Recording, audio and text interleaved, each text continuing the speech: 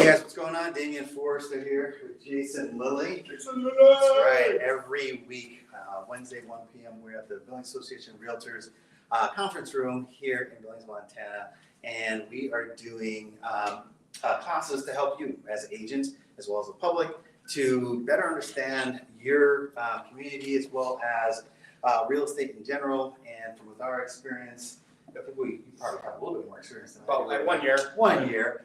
We're here to make sure that all of us as realtors play nice in the sandbox. You know, things are kind of crazy right now. So we want to give as much education to the public as well as definitely to the agents so they can take that, use it for their business and strive and expand and help you, the consumer. So today we're going to be talking about leveraging the brand. Yeah, all right. absolutely. So I guess we can talk about the Realtor brand as well as your local brand too for your. We got the state on there too. Yeah, the state. Yeah. So and the state, as you can see from the PowerPoint. So I'm gonna let, as always, Jason start this bad boy, and we'll go from there. All right, sounds good. Cool. All right. Hey, Danny, you click us on to the next slide here real quick. Yeah. So today, what we're going to talk about is our affiliations with the National Association of Realtors, the Montana Association of Realtors, and the Billings Associations of Realtors, and why those are important, and why not only are we members of those organizations, but how it's a benefit to our clients. So when we start off, I got a few things here. Don't be a used car salesman, right? And that's one of the things that being affiliated and being a member of these different organizations helps us do. Because when you become a licensed agent with the state of Montana, you are obligated to certain fiduciary duties, but by no means are you even closely obligated to the ethical obligations and the fiduciary duties that being a member of these different associations puts upon us. We actually have a code of ethics that we follow, and there's oversight, and there's a lot of power behind these brands and behind these logos.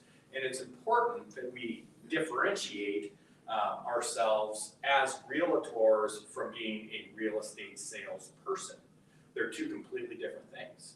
And so to start off, the opportunity here, what does the public think of us? Okay, now this statistic is a little bit old. I was trying to find an updated PowerPoint on this one, but I didn't. So this was from 2015. But if you Google this, you're going to find that these numbers are fairly consistent. They really haven't changed much over time. And this is one of the things that we as realtors and our associations is constantly battling. And that's why we have a code of ethics. And that's why we have fiduciary duties. And that's why we're held to a higher standard, is so that we can help the public in a better way. And so when we look at statistics, this was an Inman news article, and Inman is they kind of specialize in real estate stuff a lot of times. But however, based on current research, there is only a 17% trust level of realtors among the public. And they actually view us as used car salesmen.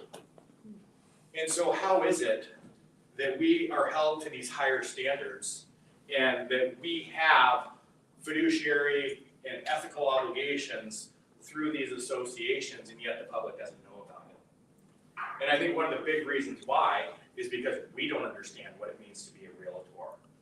And as soon as we understand what it means to be a realtor, then we're going to better be able to serve our public, and we're going to be able to communicate to them why it's an advantage to use us. Because at the end of the day, we follow the golden rule, and that is to do unto others as you'd have them do unto you. And it's our fiduciary duty. It's always clients first. We have an obligation to treat our clients as though their interests are our interests. If they're buying a house, we need to protect them and treat them just like if we were buying that house, right? When we send them out documents to sign, we have an obligation to inform them what it is that they are signing. Not just sending it to them, right? Not doing sneaky stuff, Like, oh, hey, I'm gonna tie this person up in a buyer broker agreement for 1.5 years.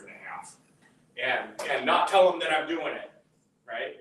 And then you go and you ask the consumer, you're saying, hey, did you know that you're obligated to use this agent for the next 1.5 years?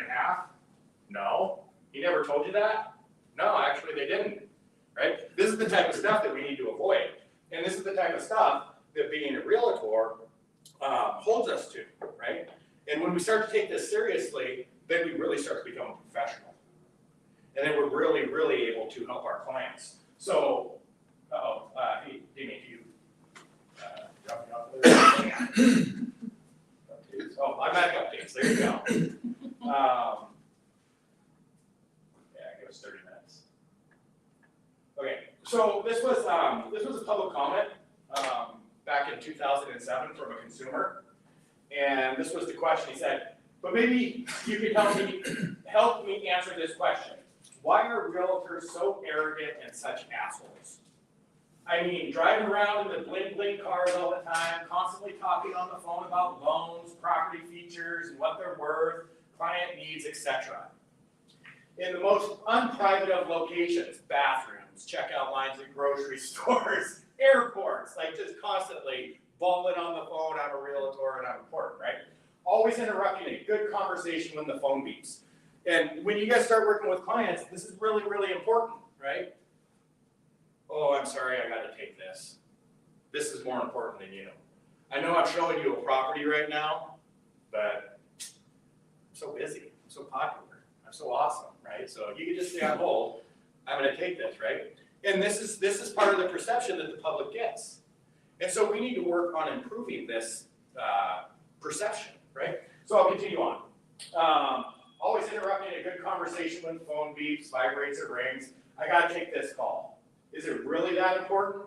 Why do they think they're so cool? Other professionals have their arrogant pricks too, attorneys, doctors, entrepreneurs, but realtors somehow seem more obnoxious. Maybe it is the easy money you guys make, okay? This is the public perception. And we need to elevate ourselves and rise above this. And so that's what we're gonna kind of be talking about today. So when we're representing a buyer, a seller, a landlord, a tenant, or other clients as an agent, realtors pledge themselves to protect and promote the interests of their client.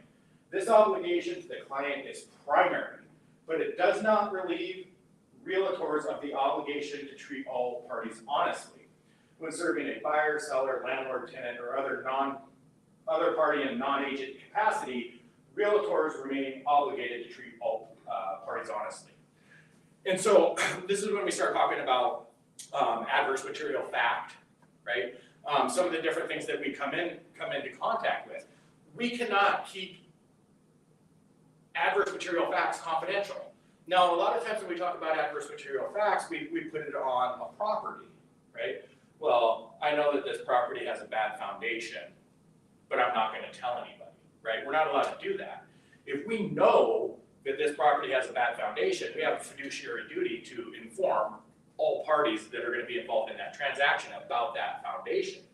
But when we flip it on the other side, when we're working with buyers, if we know that they're having issues with financing, if we know that there is a legit issue, not a, hey, we might have a problem, but hey, Houston, we do have a problem, we have an obligation, because that's an adverse material fact. That is something that's happening on the negative side for the buyer that's gonna affect their ability or decision to purchase this property. And so we have to inform the other agent about this. We can't just sit on it, you know, oh, I'll just sit on this for 48 hours, hopefully it'll fix itself, right? No, we need to inform them immediately. And this is the type of stuff that when we start to leverage the logo, we really start to understand who it is that we are as realtors, that we are really going to be able to elevate our service and our agency to the next level. And this is really what it's all about. It's protecting the consumers, and not just the consumer that you work with, right? When you're involved in a transaction, it's protecting everybody to the best of your ability and being honest. Now, there are quite a few things that are considered confidential and private information that we're not allowed to disclose, right? And those are important things that we understand and we learn, like, why is the seller moving? Well, that's not really relevant to your decision to purchase this property. But if we step out and we say, oh, the seller's moving because they're going through a terrible divorce and they just want this property gone, we've just done a disservice to our client by revealing confidential information that has no bearing whatsoever on the transaction. Okay. And so, can you flip us to the next one, Damon?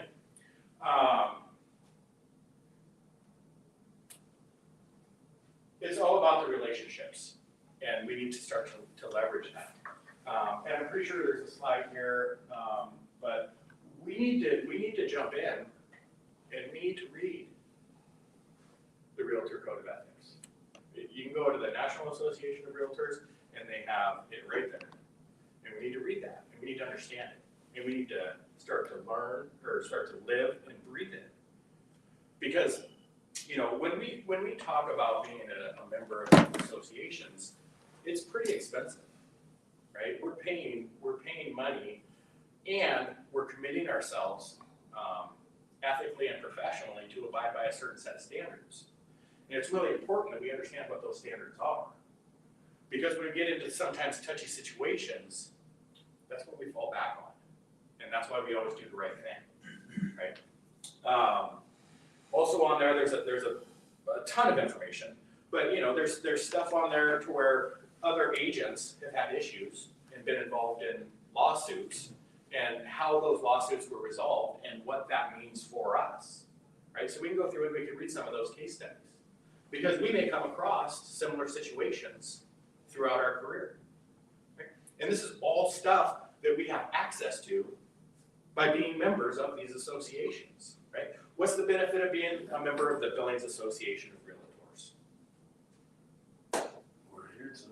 We're here today, right? Education, community, access to the hottest new listings as soon as they come on the market, access to the exact same data that appraisers use when they do their appraisals. For the most part, appraisers occasionally will have some in-house appraisals that they've done that they're able to access. But for the most part, most home valuations are because of our Billings MLS. It's really tough to do a home evaluation without the data that our MLS system provides. Because the county tax records are not accurate, and the way that they figure stuff is way, way different than actual market value.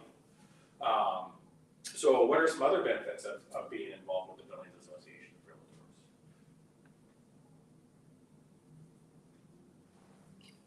Network of other realtors, knowledge. Yeah, absolutely. You know, knowing the people that you're working with throughout a transaction is going to make a big difference on the outcome, right? And the other thing is all the agents in the association are bound by the same ethics that we are, to treat all parties fairly, right? To work in their client's best interest. And that, when done properly, can make a really smooth transition. And yet we come back to it where the general public looks at us as used car salesmen.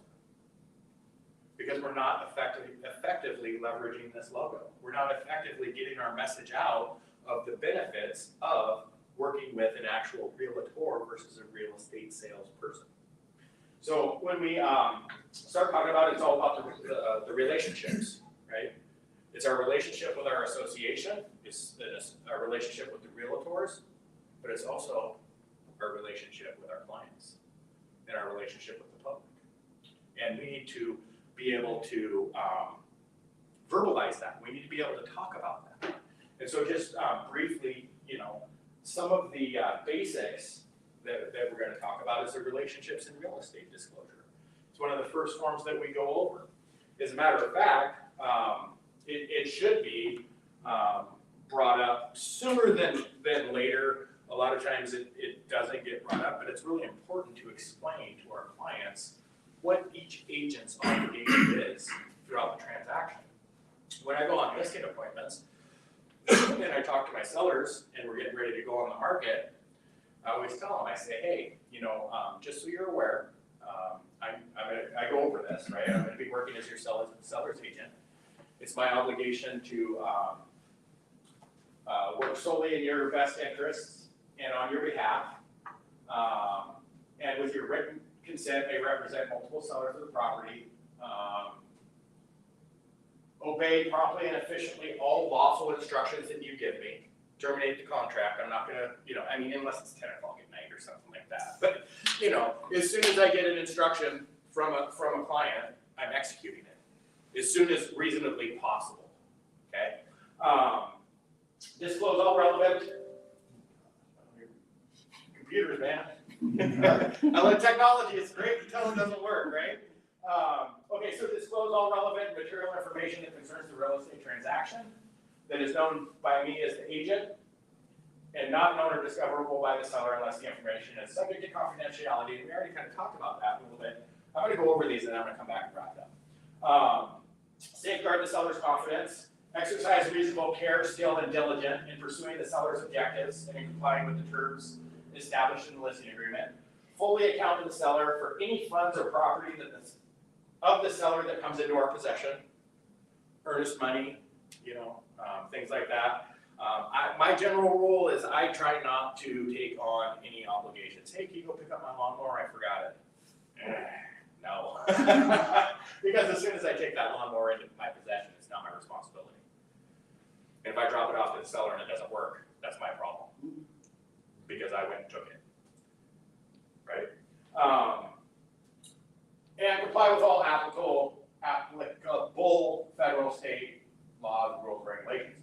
Buyer's agent has the same obligation. So when I'm at my listing appointment and I'm talking to the seller and I say, hey, listen, I'm going to try to give you an hour or two notice or whatever we agree upon prior to any showings. But occasionally, you might be running late, the agent might be running early, right? And occasionally you may cross paths, right? Be polite, be cordial, but if the buyer or the buyer's agent asks you any questions, refer them to me. Remember, the buyer's agent is working for the buyer. They are not working for you. Anything you say could affect their offer or their offer price. Now, this is when we start talking about, this is when we start learning this stuff and we start leveraging these logos. Now I've had that conversation with the seller. The buyer's agent is not our enemy, right? However, they're not our friend either. They're not our bestie, right? There's certain confidential information. So as an example, I'll say to the sellers, I know that you guys are super anxious to leave. You've already purchased the house and, you got to get this place sold. You don't want to be making double mortgage payments. You cross the buyer's agent as you're leaving and they're coming in. Boy, sell the house. I really need to sell it. That's going to affect, more than likely, the offer if the buyers like the property that they're going to submit. Because you've just let them know that you're motivated, right? So any questions that they ask, just refer them to me. How old is the roof? You know what? Give Jason a call. And this is how we protect our clients. This is where all this stuff comes in, and it actually comes in, and this is how the protection happens. Because we don't want them communicating. I had an instance one time where we had an offer in I was representing the sellers. We had an accepted offer from the buyer. The buyer drove by on a weekend just to look at the property. The sellers were outside, and they did not get along. There was just a personality conflict bigger than life. Home inspection comes in, screw them, we're not doing nothing. Buyers, oh, they're fixing everything. And the transaction cratered through no fault of anybody's, just this random thing that had happened where the buyer and the seller got together and there was a conflict. And all of a sudden the transaction is cratering. And that's why it's good. And it's the same conversation with your buyers. Hey, look, if you guys ever want to access that property, if you ever want to go take a look at it, please let me know and let me set it up so I can be there with you. So that we can avoid that type of stuff. Because at the end of the day, it's those little things sometimes that are completely avoidable, right? Had those people never met, the seller wouldn't care who bought their house, they're getting paid. The buyer wouldn't care who the sellers were. They got the deal and the offer that they wanted. So that's a win-win transaction, right? And that's why, we want to keep parties separate. That's why that's the biggest benefit of having buyer's agents and seller's agents is you have neutral third parties that are working on your behalf to negotiate the sale and the transfer of real estate. That's part of what makes us so valuable. Because when you get people together, especially with heated conversations, there's high levels of emotion, right? On the buyer side and the seller side. That's why FSBOs are so difficult. Oh, I'm gonna sell it myself, right? Well, the buyer wants an inspection. The inspection comes back, there's some things that need to be repaired. The seller is offended, right? When we have neutral third parties involved, we're able to work through that stuff and generally come to a reasonable conclusion. But when we have people and money and emotion, that's where things flare up, right? And you know, so can we jump on to the next one, Damian? Yes, sir. All right, so all this is coming around to kind of be professional. It's our duty and our obligation to understand who it is and what we represent as realtors and to take it seriously. Because we can avoid a lot of issues if we understand what it means to be a realtor, what it means to be a member of the Association of Realtors, what it means to be a member of the Montana Association of Realtors. Those are all powerful organizations. And they give us credibility if we leverage them, if we understand them, if we're able to effectively communicate to the public why it's a benefit for them to work with somebody who's an affiliate with these associations. So, it all comes down to being professional, right? We are professionals, no doubt about it. We handle high level transactions, you know. Real estate is some of the most expensive stuff that you could possibly sell. $500,000 houses, $1 million houses, $13 million luxury homes, $100 million ranches, right? When you stop and you think about it, this is big stuff. And I just said some bigger numbers, but hey, $120,000, $120,000 transaction.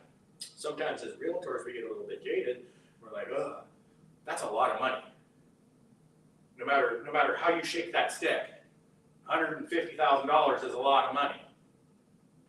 And we are the ones that are helping orchestrate these transactions. And that's why it's so important that we leverage these logos and we understand this stuff. So you guys put your phone down. I don't take phones I'll take my phone with me. If I have something going on transaction-wise, maybe I'm in the middle of negotiating a home inspection, maybe there's an appraisal, maybe there's something going on, right? I turn it on silent, and if it beeps, I'll just kind of look at it. Unless it is a life or death situation, unless it is extremely urgent that I take that call, it goes like this, right? Unless it's my kids. And I'll say, you'll have to excuse me, my daughter's calling, she usually doesn't, I have to take this, there could be an issue, right? Or it could be, you know, I guess I really apologize for having to do this to you, but I'm in the middle of a inspection notice with another client that I'm representing, and we're on a time clock, and I really need to respond to them real quick. Do you mind if I give them if I just take 5 minutes and respond? And just so you know, I do the same thing for you. And if it wasn't important, I wouldn't interrupt our meeting. Give 100%. Don't be distracted.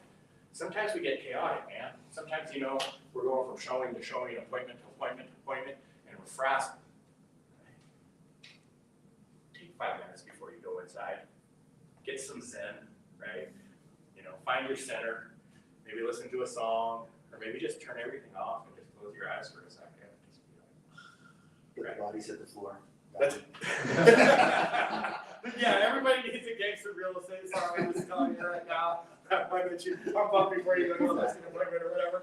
But, yeah, absolutely. But yeah, you know, take a minute. When you're there, be present.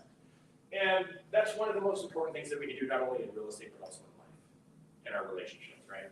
Be present when you're engaging with people that you care about. And we should be caring about our clients. Listen to your clients. Now, this is an art. Listening is an art, and it's something that we really have to train and practice ourselves in, especially when we're going into these high-level meetings. Because sometimes we have a script or we have an objective, and we're so focused on going through the process and getting to the end of that process that we're not actually listening to what the other people are saying, right? Because we're just like, okay, when would you like to list your home? And then, okay, how much would you like to, we're so concerned about asking that next question that we don't really listen to the answers. And when we do that, then we can really start to not only build those relationships and build that rapport, but also get a true understanding of what it is that our clients are looking for. And I'll tell you guys something, if you actually listen to people, they are much, much more prone to be honest with you and to communicate with you and to share with you things that they wouldn't share with a stranger. It's just a natural fact. Develop a plan and communicate that plan. Okay, so here's what we're gonna do. Okay, I'm gonna send you over the listing paperwork today. It's gonna include the listing agreement where you formally hire me to represent you. I'm gonna run it for a term of 6 months. Oh, you're not comfortable with 6 months? What would you be comfortable with? 3 months. Okay, honestly, that's kind of a shorter period of time, but I'll tell you what, here's the way I look at it. If I'm doing my job, and I'm doing what I need to be doing for you, if for some reason we don't have your home sold in 3 months, I'm gonna hope that you'd be willing to rehire me for another 3. Does that sound fair? Right. Communicate. Let them know what they're getting into. It's extremely important. Things go south. They're not happy. Hey, we don't wanna work with you. Sorry, sucker, I got you for a year. Right? Oh, you signed it. Yeah, I know I didn't explain that to you at all, but you signed it. Okay, I'm also gonna be sending you over relationships and real estate disclosure. That's gonna go over the obligations of every agent involved. And I'm gonna go through, we already talked about it. Seller's agent, buyer's agent, dual agent. I'm gonna explain that to them.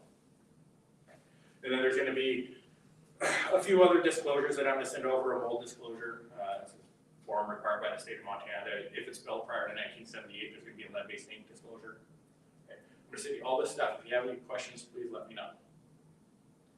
And if there's something that I can't answer for you, you may need to consult an attorney about that stuff. But I'm gonna communicate with them about what is happening. Okay, after I get the listing agreement, I'm gonna get pictures and I'll have your home on the MLS within 48 hours.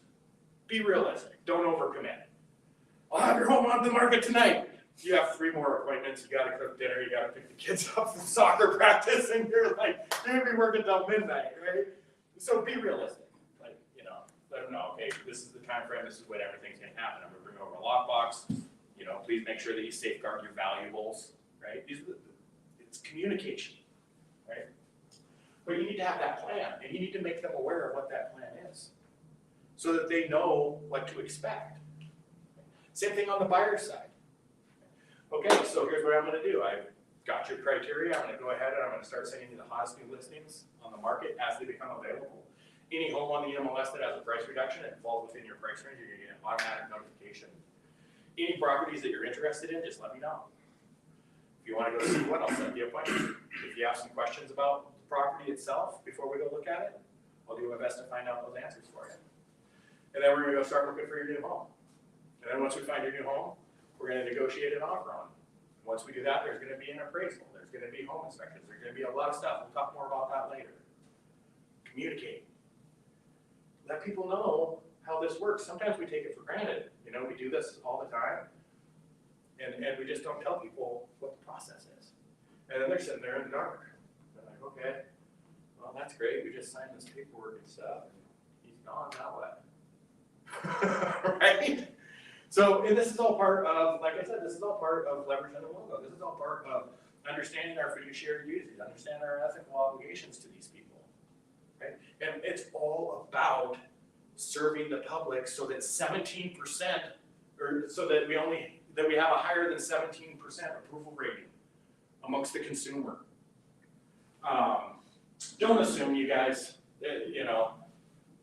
we do this all the time, a lot, but never assume. Dig deeper, clarify, right? I'm gonna put a sign in your yard, is that okay? Actually, you know, I really prefer not to have a sign in the yard. I really don't want my neighbors knowing what's going on. Okay, and that's just a real simple thing where we assume that we're gonna pop a sign in their yard, but they may not want a sign in their yard. All right, I'm gonna put the lockbox on. No, we'd prefer not to have a key just hanging out there. We prefer for you to come and let people in. Okay, right? But these are conflicts that are easily avoided by not assuming what it is that our clients are looking for or what their expectations are. Know your market. Tour homes, get in homes, jump in the MLS, see what's new, see what new listings are out there, right? Every month, the Billings Association of Realtors puts out statistics for the previous month. So in July, they release them for June. In August, they release them for July. Pick that up and take a look. It has, what, I think it goes back to 99 or something. It's got like 20 years of data in there, and you can actually see how the price of housing has changed in Billings. And this is something that we can use in our presentations as well. Hey, as you can see here, over the last 20 years, there's only been 2 years where the Billings Association of Realtors has had a decrease in average sales price. It was 2010, and I believe it was 2009 and 2011, or it was 2010 and 2012. I can't remember. It was right around the housing financial crisis that we had back then. Be professional. If you can't make a showing, call the agent, homeowner, or client and let them know. If you're going to be running late, let them know. If you're not 5 minutes early, you're late. I always try to get to my appointments at least 5 minutes early. Sometimes I'm 10 and I'm kind of just sitting there, you know. But it's a good opportunity because what I'll do, I'll open up my MLS sheet for the property and I'll just go over it again. All right. Oh, there's no AC on this one. Oh, they have a swimming pool. I want to make sure to highlight this, right? Oh, and just familiarize myself with the property. If there's nobody there, sometimes I'll pop in, turn on the lights, do a quick tour, and take a look at it beforehand. And life happens, guys. There's been times where I've been 5 minutes late, right? But I always let them know. If I'm going to be more than 5 minutes, they're getting noticed. 2 or 3 minutes, yeah, I don't like it, but you know, that's reasonable. But anything over 5, you need to let them know what's going on. Don't miss your deadlines. This gets agents in more trouble than anything. Not submitting a home inspection on time. Not, a contingency gets released and you were unaware of it, right? So really, when you write these contracts, make sure you know what your deadlines are. And you're not involved in the transaction. You're a broker or you're a realtor, right? So we do not take this stuff personally. We are the independent third parties that keeps everything calm, cool, and collected, right? If things don't work out, it's probably for the best. Don't worry, we'll find you another property or we'll find you another buyer. This obviously was just not the good fit. We thought it was. It looked like it was going to be, but obviously it wasn't. Otherwise, we'd be, going through with the transaction. Remember, all parties have the same goal. Seller wants to sell the house. Buyer wants to buy the house. Most of the time, that doesn't change, unless other information comes in, whether it's through a home inspection. Whatever it may be. But remember, the ultimate goal for everybody is a win-win-win-win-win. That's really what we're striving for. And a win-win is not always, a win is not always, I came, I saw, I dominated, right? Most of the time when we start talking about wins and we start talking about win-wins, it's when everybody feels like they got a fair deal. And nobody feels like they got taken advantage of. And at the end of the day, that's what we really want to strive for, because when people feel like they've been taken advantage of, that's when the lawsuits start. That's when the bad reviews start. That's when the chaos hits, is when somebody feels cheated, misrepresented, lied to, right? That's where the problems start. And so, really work towards those win-wins. Nobody cares about your problems or your other clients, guys. Oh man, my day sucked. Had 4 closings. I haven't even eaten yet, right? Nobody cares. that wasn't to you. That's me all the time though. Like yeah, I'm always behind on my food schedule. But yeah, nobody cares about that. Right? What have you done for me lately? That's our clients for us. And that's what I expect out of my clients. What have you done for me lately, Jason? Well, I've sent you every new listing over the last week that's come on the market. I've sent you every price reduction that's happened over the last 7 days. And I'm available to go show you houses pretty much anytime you want. I am here for you. Right? That's what I've done for you lately. I don't expect anything out of you except for an honest opportunity to help you sell your property or to help you buy a property. That's all I ask. Just a fair shake. And don't overplay your importance. We read the blog post earlier about the arrogance of some realtors. Right? Just don't fall into that. And that's where the professionalism comes into play.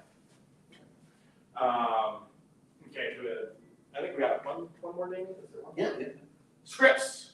Okay, so everybody always asks about scripts. You know, how do I talk to clients? What do I do? And so I put together a few here for you guys. If you guys want me to email you a copy, just shoot me a text or Damian, and I'll just kind of paste these for you. And these are some scripts that are going to kind of help us leverage that logo. So don't you want a professional working for you who is obligated to looking out for your best interests? Because that's what we do. You like it, I love it. Okay. You say jump, I say how high, as long as it's legal and ethical. Okay. I work fully on your behalf and your best interests. That's like the first line of the relationships in real estate disclosure for the buyer and the seller. So always work fully on your behalf and your best interests. I physically view between 10 to 20 homes per week and look at over 50 when you include the online search. I know this market. Right? And as we get active with our clients, we're going to be looking at that number of homes. But if we're not active with a lot of clients, we can still top tour. And we still probably look at 5 to 10 homes a week pretty realistically within a couple hour period. It's really important, guys. It's so important to get out there and know that inventory. There's nothing worse than when our consumer knows more about the market than we do. And we especially run into this with sellers in their neighborhood. Joe Lynn sold their house for $350,000. Actually, I looked that up in the ML. They sold it for $350,000, but they actually gave them $100,000 in credit for that foundation. Oh, they actually only got $250,000 for that house. Right? But you know, before you go on a listing appointment, make sure that you look, because sometimes when we're in comping houses, we're looking at apples to apples. So if we're looking at a ranch style home, we want to just kind of look at ranch style homes. But just before you go on that listing appointment, just do a quick little area search and look at all the homes that have sold on the neighborhood, because the sellers are aware. You know, they're going to be like, oh, hey, they sold their house down there. What did they sell it for? Well, actually, that was a split entry, so I didn't even look at it. You know what I mean? You're a rancher. But if we're able to communicate with them because we know our market, we say, yeah, you know, a little bit of a different style house, a split entry, but that one did sell for such and such. Or hey, you know what? Give me 1 second. Let's look it up. Let's do it together. Team exercise. Buyers.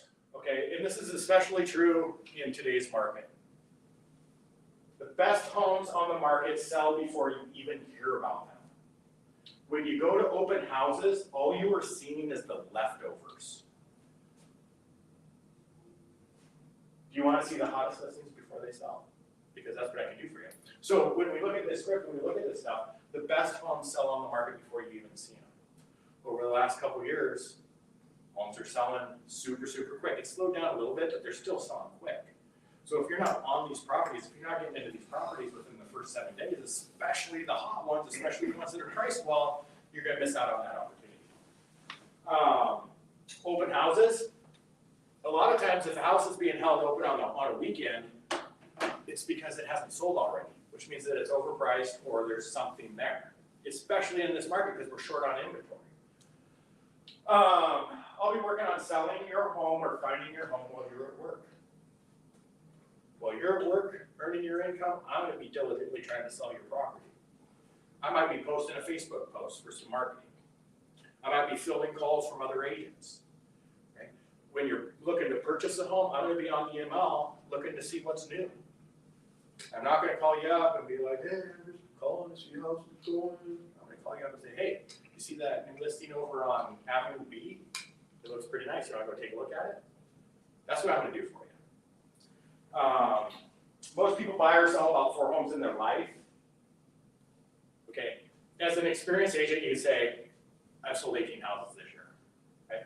Or if you're don't have a lot of experience, you say, my office has sold over 150 houses this year. Right? That's the credibility. That's when we're starting to leverage this logo, which was kind of what I'm talking about. That's when we're starting to leverage these affiliations that we have. Like, you're not just getting me, you're getting a powerhouse. You're getting, when I list your home for sale, how many agents are there, Damian? Currently I am in the association. Roughly, yeah, 1,200. 1,200. When I list your home for sale, I'm gonna expose it to 1,200 active agents in the Billings multiple listing service, and every one of them is gonna help me try to sell your house. That's the power of the logo. That's the power of the association.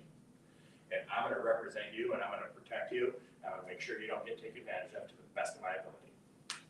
That's my obligation, that's my commitment to you. I'm gonna treat this as though I'm selling my house. No shenanigans, right? That's what I'm gonna do.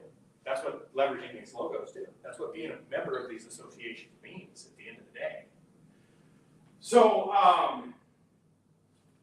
let people know how either active you are, or how active your office is, or how active your team is.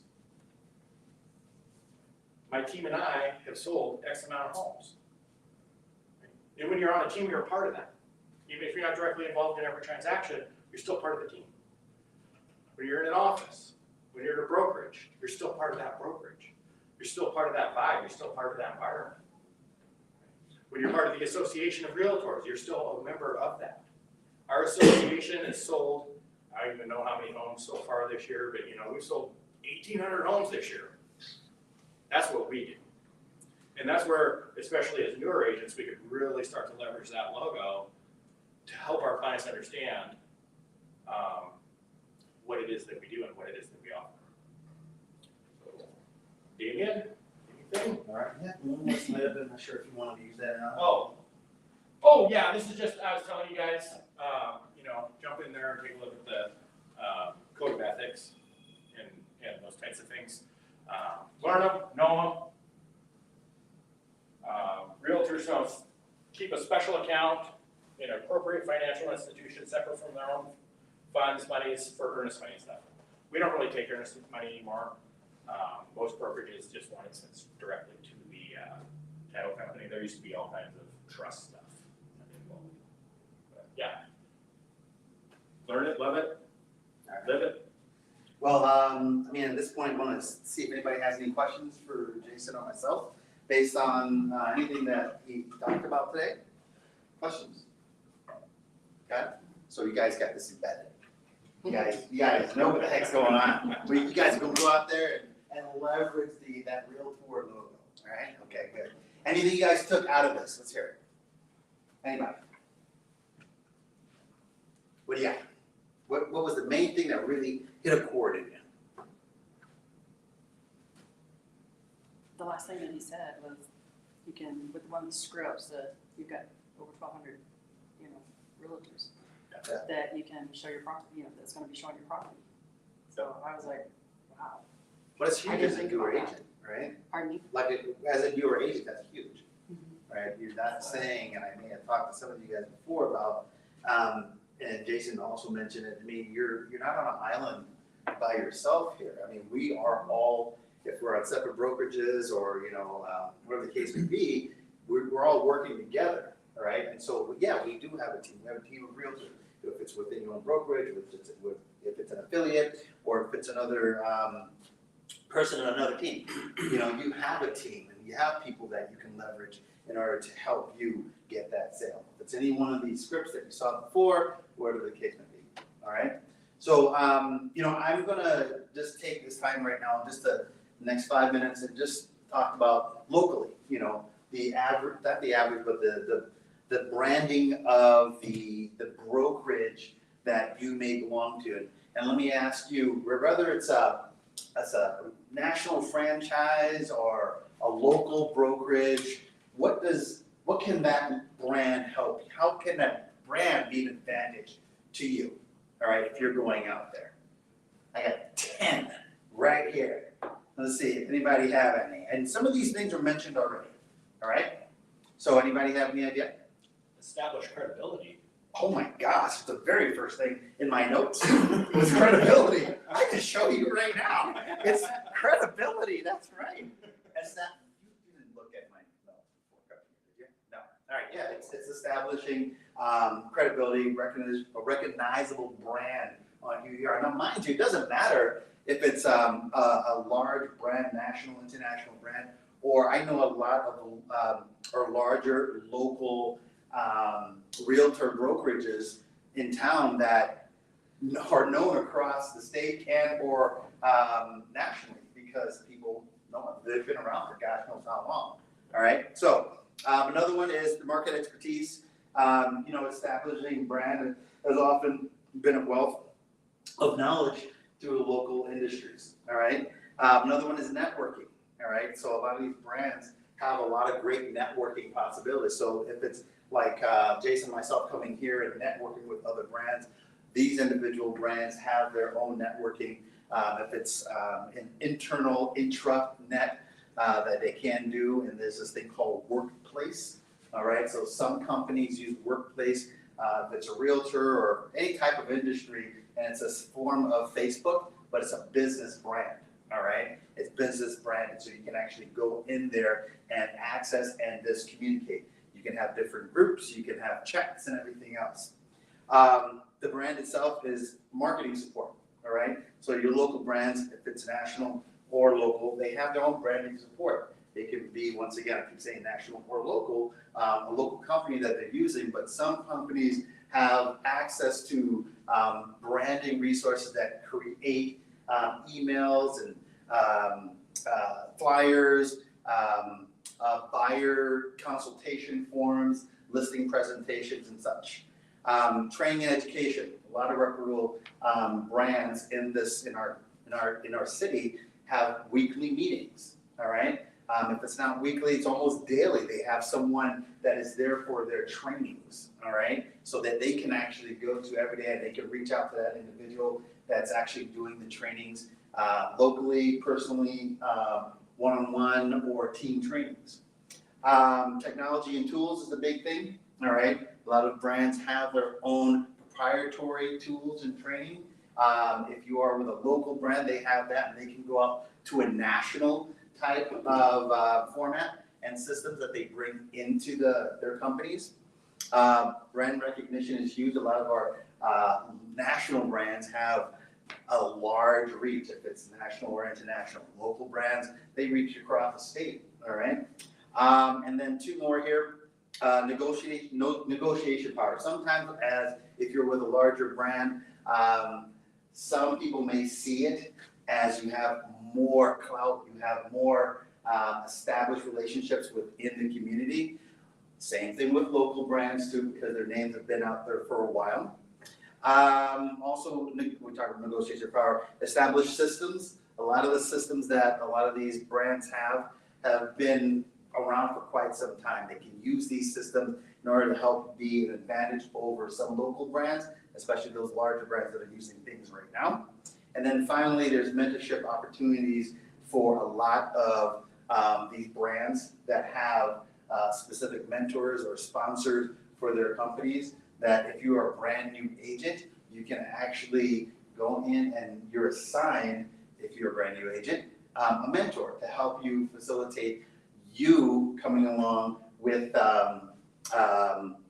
your experiences as being a brand new realtor. So that includes learning about open houses, learning about marketing, learning about the forms and everything else in between. All right. So branding, if it's on a realtor level, a national level, code of ethics and such, as Jason's been talking about, or if you're bringing it down, like I just mentioned, a lot of great things with the national as well as local brands. All right. So that being said, time is about done here. Do you have anything else? Guys, I'll just say that we dropped a lot on you guys when we do these sessions, you know, an hour long. Some of it may seem overwhelming, some of it may seem a little bit daunting, right? You gotta remember, Damian, you're what, 17, 18 years? 18 now. Yeah, I'm right there, you know. So we've been doing this for a really long time, and we may make it look kind of easy, or we may make it sound kind of easy, and some of this stuff may be a little bit overwhelming for you guys. But it's baby steps, right? It's one step at a time. And if we start taking some of these different things that we talk about, and we start putting some of the pieces in our playbook, we start putting some of the stuff in our pocket, over time, it's gonna be a huge benefit to you. And it's really, there's anytime you start something new, or anytime you go for an undertaking, there's this certain point where it goes from just heavy and stress to, yeah, all right, I got it now, right? And that's the stuff that we're trying to provide you with. We want to provide you guys with just some things to think about, some things to maybe start working on when you're sitting there and you're not quite sure what to do.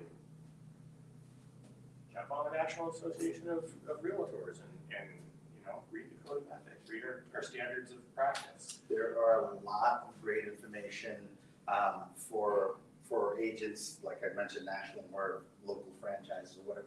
It should be on the National Association of Realtors. Yep. Documents, videos, you name it, scripts, whatever the case may be. You are part of the organization, you pay your dues, head into it, take a look. And that's, you know, part of what we pay our dues for, we get access to a lot of different technological services through the Billings Association of Realtors and the Montana Association of Realtors, transaction paths, SIP forms. Yep. Start tinkering around with them. Actually, this year, they're doing free classes for your continuing education, all right? Yeah. So that is huge. It's the first year that our association has done that. So as you see the emails come across, take a look to see what the classes are you want to join, and make sure you sign up for it, because it is for you this year. Yep, and if you show up, if you sign up for the class, if you don't show up, they're gonna charge you for it. That's right. Because that's just not fair to Yeah, you everybody. charge $50 if it's like a no call, no show kind of. Yeah, and that's fair, because you're taking the space that somebody It's else limited has. seating, absolutely. And a lot of these are packed, honestly, most of these classes are pretty full, so. So, thank you once again for attending and showing up. Next week we'll be here again, same time, same place. If you guys have any questions or need anything else, feel free to get a hold of us. But until then, I think we're gonna wrap this up. Anything else, Jason? I was just gonna see what we're covering next week real quick. All right. All